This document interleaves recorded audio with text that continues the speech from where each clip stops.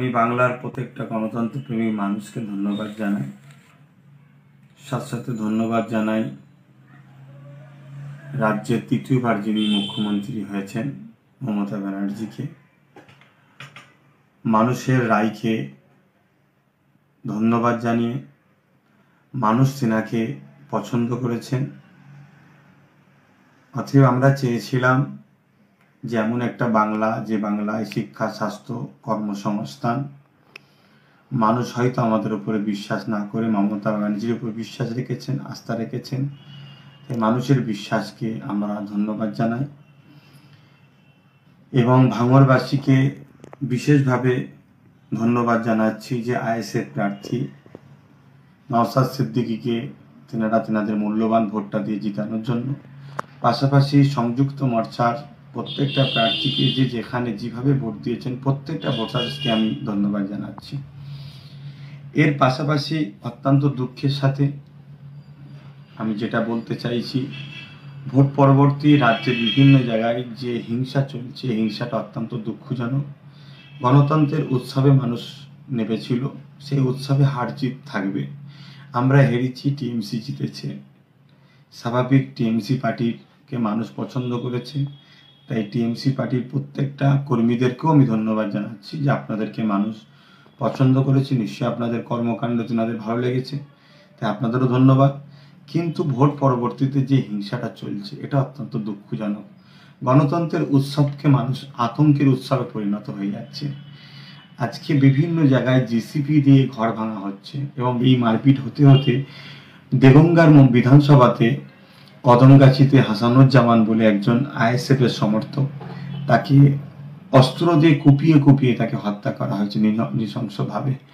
অত্যন্ত দুঃখজনক। এটা গণতন্ত্রের উৎসবে তার অংশগ্রহণ নেওয়ার জন্য তাকে আজকে মৃত্যুর করে চলে যেতে হলো।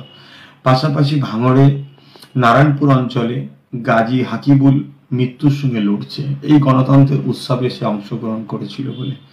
এটা দুঃখজনক। তাই আমি প্রশাসনের দৃষ্টি আকর্ষণ করছি এবং তৃতীয়বারের মধ্যে আমার বাংলার যিনি নেত্রী হয়েছেন মমতা ব্যানার্জি, তেনার কাছেও আমি দৃষ্টি আকর্ষণ করছি যে যাতে বাংলা শান্তিভাবে থাকে এর সুব্যবস্থা করুন এবং প্রশাসন বন্ধুদেরকে বলবো রাজধর্ম পালন করুন। পাশাপাশি এই দুঃখ সময়, যে সময়তে একদিকে যেমন টিএমসি বন্ধুরা তেনারা আজকে জিতেছেন, আনন্দের বিষয়, অবশ্যই তেনাদের আনন্দকে আমি সাধুবাদ জানাচ্ছি। পাশাপাশি স্মরণ করে দিতে চাইছি যে এই করোনা মহামারী চলছে, যে মহামারীতে আজকে হসপিটালতে দাওয়াই থেকে শুরু করে, বেড থেকে শুরু করে, অক্সিজেন থেকে শুরু করে নানান সমস্যার সম্মুখীন হতে হচ্ছে মানুষ। অর্থাৎ এত মানুষের করোনা হচ্ছে যেখানে ঠিকভাবে সমস্ত সুযোগ সুবিধা মানুষ দিয়ে উঠতে পারছে না, মেডিকেল ঠিকভাবে সেগুলো সাপ্লাই দিতে পারছে না, স্বাস্থ্য সেভাবে পরিচালনা ঠিকভাবে করতে পারছে না, রাস্তাতে মৃত্যুর মিছিল চলছে। এইরকম একটা সময়ে যেভাবে আজকে বাংলা জুড়ে গণতন্ত্র উৎসবের রেজাল্টের বাইর হওয়ার পরে যে প্রতিহিংসা চলছে, আমার বড় ভয় হচ্ছে মানুষ যদি এই প্রতিহিংসা অব্যাহত থাকেন, মানুষ নিজের যান বাঁচাবার জন্যে, তাহলে হয়তো সেই আন্দোলনের রাস্তা যদি বেছে নেয়, তারা যদি রোডে নেমে পড়ে, গণমিছিলে নেমে পড়ে, প্রতিরোধের গণতান্ত্রিক প্রক্রিয়া আন্দোলনে নেমে পড়ে, আমি আশঙ্কা বোধ করছি, ভয় হচ্ছে, তাহলে এই করোনা মহামারী আরো ভয়ানক রূপ ধারণ করবে, যেটা আমার বাংলার জন্য, আমার দেশের জন্য বড় ক্ষতি হবে। তাই সব দলের মানুষকে বলবো ধৈর্যের সাথে শান্তি বজায় রাখুন। হার জিত হতেই পারে।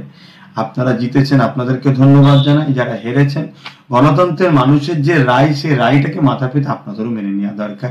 তাই আপনারা উভয় শান্তিতে বসবাস করুন। সবাই তো আমরা দেশবাসী, সবাই তো আমরা পশ্চিমবাংলার নাগরিক, ভাই ভাই। একে অপরকে হিংসার সাথে মারপিট করা এটা গণতন্ত্রের উৎসবের বেখিলাফ। তাই আমি অনুরোধ করব আবার একবার প্রশাসন বন্ধুদের কাছে এবং রাজ্য সরকারের দৃষ্টি আকর্ষণ করব যে আপনাকে মানুষ বেছে নিয়েছে বাংলায় শান্তি বজায় রাখার জন্য। আপনার যেটা করা কর্তব্য সেটা আপনি করবেন, অবশ্যই করবেন আশা রাখছি। এবং প্রশাসন বন্ধুদের বলবো রাজধর্ম পালন করুন। সবাইকে আবার বলি শান্তি বজায় রাখুন, সবাই মিলেমিশে থাকুন।